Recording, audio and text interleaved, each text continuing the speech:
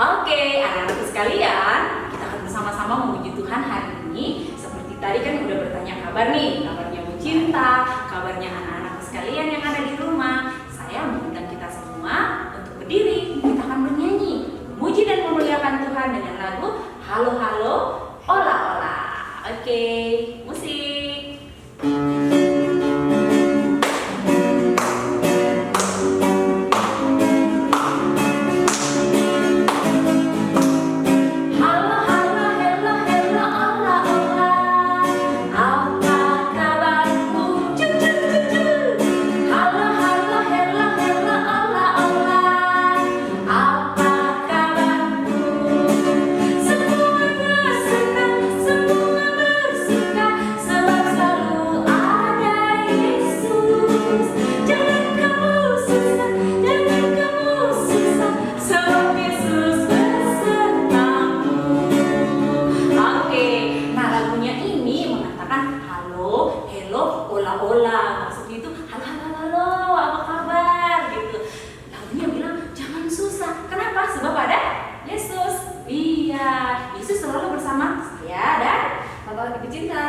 Oke, kita ulang sekali lagi ya Bu Cinta.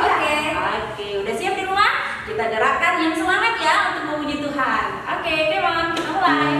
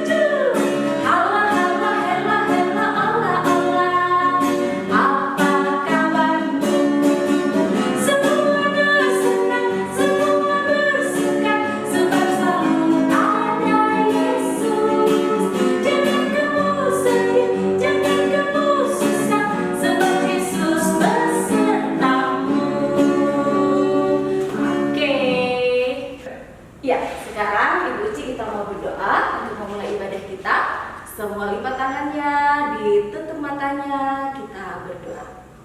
Terima kasih Tuhan Yesus, Engkau memberikan kami kesempatan untuk beribadah di saat ini. Sertai dan pimpin kami dari awal hingga selesainya ibadah kami, sehingga boleh jadi sesuai dan seturut dengan kehendak-Mu saja. Dalam nama Tuhan Yesus kami berdoa. Amin.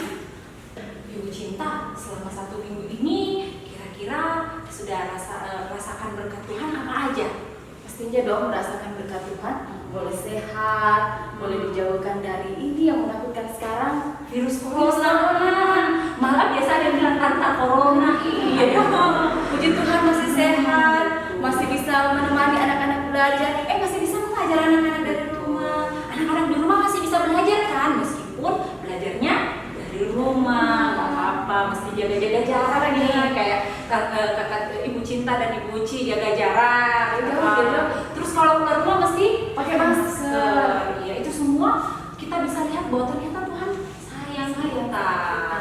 Dia masih menjaga kita hingga hari ini. Kita bersyukur ya kepada Tuhan. Kalau itu kita harus nyanyi nih memuji Tuhan ya.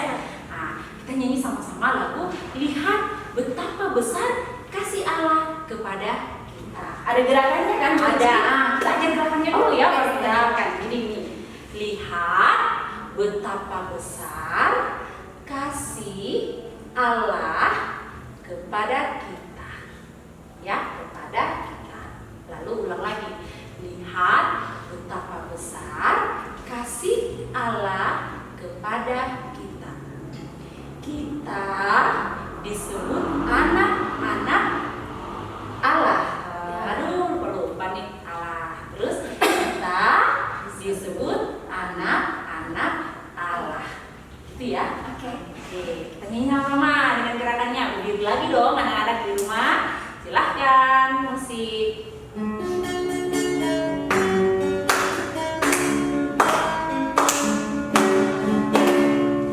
Lihat betapa besar kasih Allah kepada kita. Lihat betapa besar kasih Allah kepada kita. Kita disebut anak Allah. Kita disebut anak Allah. Nah, masih udah bisa ya. Kita nyanyi lagi sekali lagi, tapi kali ini nyanyinya 2 kali. Oh, 2 kali pulang ya? Harus 2 kali pulang. Oke. Iya, musik. Lihat betapa besar kasih Allah kepada kita.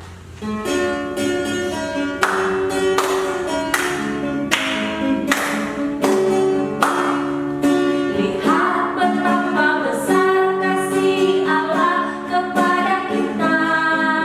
Lihat betapa besar kasih Allah kepada kita. Kita disebut anak Allah. Kita disebut anak Allah. Sekali lagi kita nyanyikan.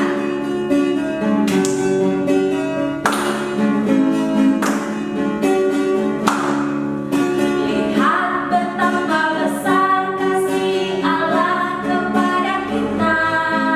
Lihat betapa besar kasih Allah kepada kita. Kita disebut anak Allah. Kita disebut anak Allah. Anak-anakku sekalian, kali ini kita akan bersama-sama mendengarkan cerita firman Tuhan yang tentunya diambil dari Alkitab. Namun sebelumnya, kita akan bersama-sama berdoa. Bagaimana sih Pak sikap berdoanya? Iya, tentunya kita lipat tangan, tutup mata supaya kita bisa berkonsentrasi kepada Tuhan berdoa. Mari kita berdoa. Tuhan Yesus yang baik, hari ini kami akan belajar tentang firman Tuhan yang akan dibawakan oleh Ibu Cinta. Tolong kami supaya kami boleh mendengarkan firman Tuhan lewat cerita Alkitab dengan baik.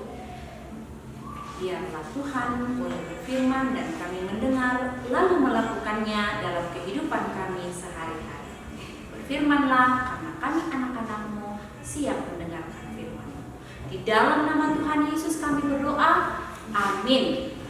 Anak-anak sekalian, hari ini kita akan mendengarkan cerita Alkitab yang akan disampaikan oleh Ibu Cinta. Kita panggil sama-sama Ibu Cinta. Ya. Oke. Iya. Hari ini kita mau dengar cerita dari Alkitab ya? Pastinya nggak dong? Oh, betul sekali kan. Di dalam Alkitab ada firman Allah ya. Oke, hari ini bagaimana nih ceritanya? Ceritanya kita akan mendengarkan. Kalau minggu lalu kita dengar cerita tentang Petrus, sekarang kita akan mendengarkan cerita tentang rasul yang lain. Oke, semua sudah siap dong ya anak-anak sekalian? Kita juga udah siap loh. Siap dong. Oke, duduk yang manis. Siapkan telinganya buat mendengar cerita kita hari ini. Silahkan Ibu Cinta. Oke, terima kasih Bu Ci. Nah, anak-anakku di rumah, hari ini kita akan mendengarkan cerita tentang Rasul Petrus. Bagaimana ceritanya? Kita saksikan melalui video yang satu ini, oke?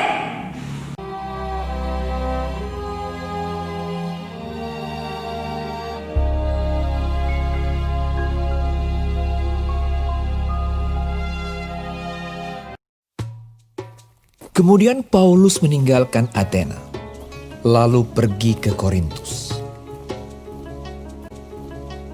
Karena Kaisar Claudius telah memerintahkan supaya semua orang Yahudi meninggalkan Roma. Di Korintus ia berjumpa dengan seorang Yahudi bernama Aquila yang berasal dari Pontus. Ia baru datang dari Italia dengan Priscilla, istrinya. Paulus singgah ke rumah mereka. Ia tinggal bersama-sama dengan mereka. Dan karena mereka melakukan pekerjaan yang sama, mereka bekerja bersama-sama karena mereka sama-sama tukang kemah. Dan setiap hari Sabat, Paulus berbicara dalam rumah ibadat dan berusaha meyakinkan orang-orang Yahudi dan orang-orang Yunani. Ketika Silas dan Timotius datang dari Makedonia, Paulus dengan sepenuhnya dapat memberitakan firman, di mana ia memberi kesaksian kepada orang-orang Yahudi bahwa Yesus adalah Mesias. Tetapi ketika orang-orang itu memusuhi dia dan menghujat, ia mengebaskan debu dari pakaiannya dan berkata kepada mereka, "Biarlah darahmu tertumpah ke atas kepalamu sendiri. Aku bersih, tidak bersalah. Mulai dari sekarang aku akan pergi kepada bangsa-bangsa lain." Maka keluarlah ia dari situ, lalu datang ke rumah seorang bernama Titius Justus yang beribadah kepada Allah dan yang rumahnya berdampingan dengan rumah ibadat. Tetapi Krispus, kepala rumah ibadat itu, menjadi percaya kepada Tuhan bersama-sama dengan seisi rumahnya, dan banyak dari orang-orang Korintus yang mendengarkan pemberitaan Paulus menjadi percaya dan memberi diri mereka dibaptis. Pada suatu malam, berfirmanlah Tuhan kepada Paulus di dalam suatu penglihatan. Jangan takut, teruslah memberitakan firman dan jangan diam. Sebab aku menyertai engkau dan tidak ada seorang pun yang akan menjamah dan menganiaya engkau. Sebab banyak umatku di kota ini. Maka tinggallah Paulus di situ selama 1 tahun 6 bulan, dan ia mengajarkan firman Allah di tengah-tengah mereka. Tadi sudah nonton filmnya kan? Sudah nonton videonya? Cerita tentang Rasul Paulus. Ya, bagaimana ceritanya tadi? Ya, cerita firman Tuhan tadi tentang perjalanan pelayanan Rasul Paulus memberitakan firman Tuhan. Nah, tadi Rasul Paulus datang ke kota mana? Ya, benar sekali, Rasul Paulus datang di kota Korintus. Ketika Rasul Paulus di kota Korintus, dia bertemu dengan sepasang suami istri. Namanya, ada yang ingat? Ya, namanya Priscilla dan Aquila.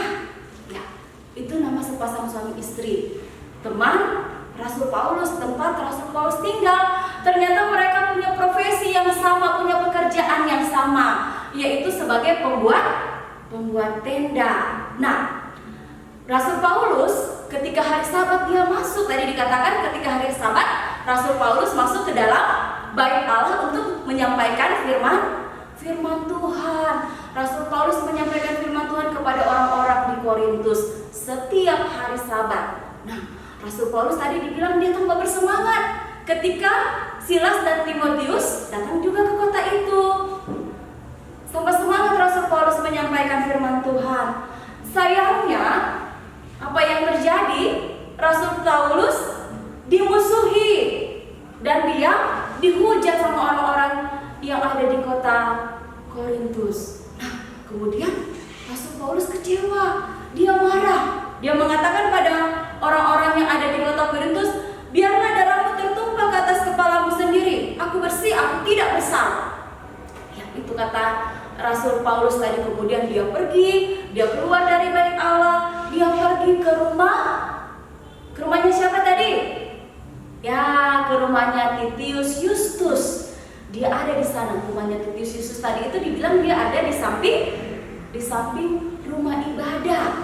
Nah, dia ada di samping rumah ibadah. Di sana dia tetap memberitakan firman Tuhan, menceritakan firman Tuhan kepada orang-orang yang ada di kota Korintus. Nah, satu hal yang menarik, ada kepala rumah ibadah itu bernama Krispus.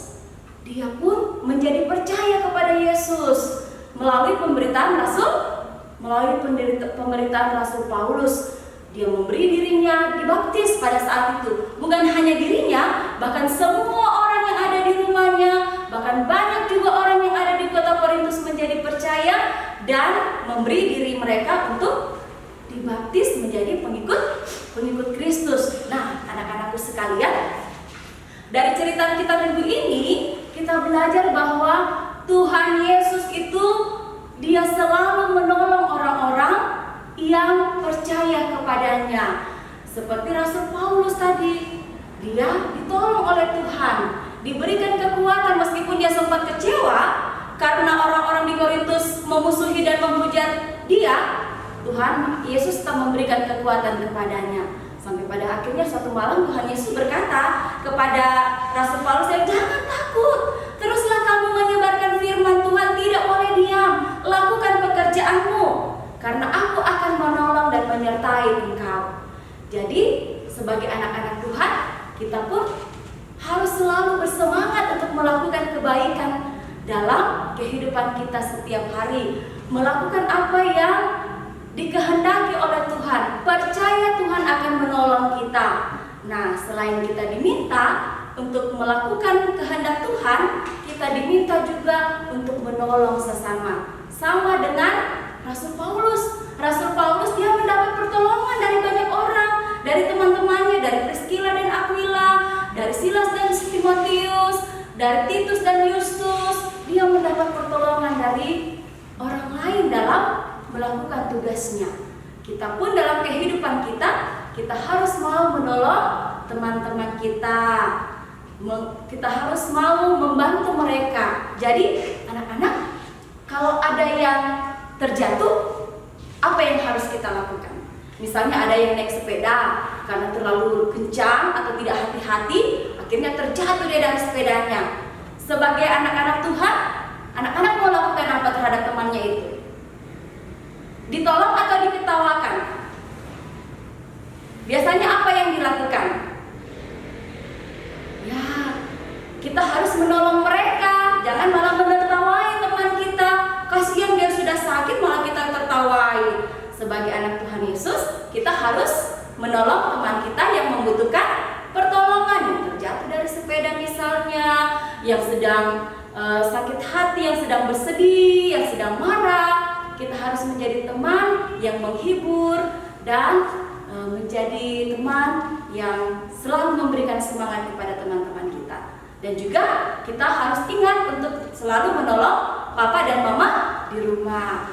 Nah, itu pesan firman Tuhan kepada kita di hari ini. Jadi, kita harus percaya bahwa Tuhan akan memberikan kekuatan kepada kita, kemampuan bagi kita untuk melaksanakan tugas kita setiap hari. Dan Tuhan Yesus meminta kita untuk menjadi penolong bagi sesama, bagi teman, bagi papa dan mama di rumah, bagi siapa saja yang membutuhkan pertolongan kita. Itu cerita kita minggu ini, diingat-ingat ya, dan dilakukan dalam kehidupan kita setiap hari. Oke? Oke, Tuhan Yesus menolong kita. Amin. Terima kasih Bu Cinta buat firman-Nya. Wah, seru sekali ceritanya ya. Tapi ngomong tadi itu ada Priscilla, Ada Aquila, terus ada Silas, ada Timotius, ada yang mirip-mirip Kristus ya, Crispus. Hati-hati salah sebut. Betul, Crispus ya. Terus ada Titius Justus. Justus, ya. Ceritanya itu pasti dari Alkitab dong ya? Pastinya. Nah, dikasih tahu dong dari mana Ya, penjelasannya. itu cerita kita terambil dari Kisah Rasul 18 ayat 1 sampai 10. Paulus di Korintus. Diingat ya, Kisah Para Rasul 18 ayat 1 sampai dengan 10. Oke? Kisah Rasul 18 ayat 1 sampai 10. Yes, benar, sampai 10. Oke. Tadi itu yang kita sebut itu teman-temannya Paulus ya, Teman-teman Paulus yang menolong Paulus pada saat pelayanan di kota Korintus. Jadi kita ditolong sama Tuhan, tapi juga ditolong sama Teman-teman, dan kita juga harus menolong orang lain. Gitu ya. Iya, itu tugas kita. Anak-anak di rumah pasti punya teman dong ya. Oh, pastinya. Ibu Cita punya teman kan? Ya dong, kan Ibu Oh Ci. iya, betul Iya. sekali. Pasti semuanya punya teman. Nah, makanya hari ini kita belajar selain kita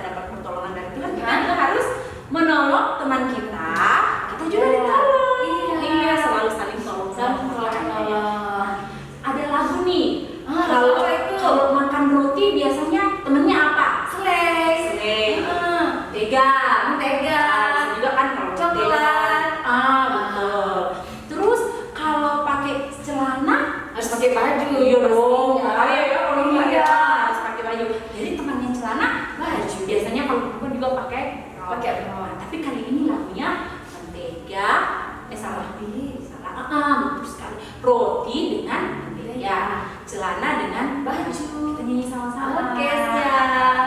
Ya, musik. Dengan keretanya ya. Semuanya tahu ini keretanya.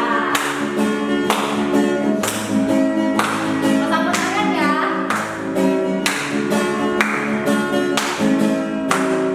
Kau temanku, temanku, kita selalu bersama. Seperti mentega dengan roti. Kau temanku, temanku, kita selalu bersama. Seperti celana dengan baju. Akan selalu mendukungmu, mendorongmu terus maju. Dan bila kau sedih, ku akan mendoakanmu dalam Tuhan. Kau temanku, temanku, kita selalu bersama. Seperti mentega dengan roti. Seperti celana dengan baju. Anak-anakku sekalian, cinta ya, kita ini udah dikasih teman, Ya. terus udah dijaga sama Tuhan, Betul. dapat berkat selalu dari Tuhan. Misalnya diajak jalan sama Papa, ya, Senang sekali pastinya. betul. Apalagi kalau ditambah-tambah gitu. dapat bonus. Nah, betul. Nah, karena itu kita harus selalu bersyukur kepada Pada Tuhan. karena berkat-berkat itu lewat orang tua, lewat semuanya. Nah, hari ini kita akan memberikan persembahan. Nah, sebelum kita akan memberikan persembahan, kita juga menyanyi kasih Tuhan mengalir selalu seperti sungai. Sungai kayaknya mengalir terus Iya, ya. Tidak ada tempat berhentinya ya. betul. Mengalir. Jadi berkat Tuhan itu selalu mengalir. Nah, kita nyanyikan lagu ini ya. Kita siapkan persembahan kita anak-anak di rumah dan kita nyanyi memuji Tuhan kasihnya seperti sungai.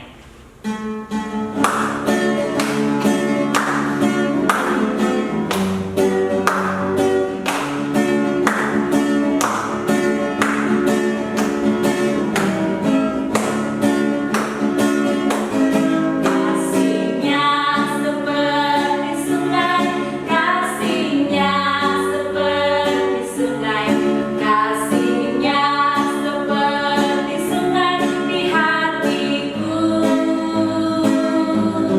Mengalir di waktu susah, mengalir di waktu senang. Kasihnya seperti sungai di hatiku. Kita nyanyi sekali lagi ya. Kasihnya seperti sungai.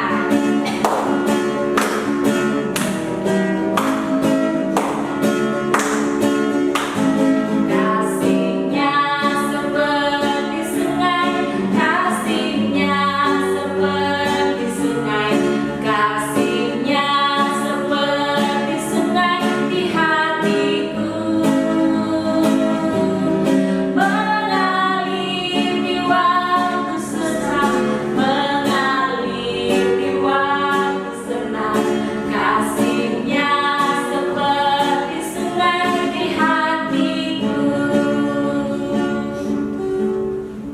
Ya, anak-anakku semua, sekarang kita akan berdoa syafaat dan juga mendoakan persembahan yang sudah kita berikan kepada Tuhan.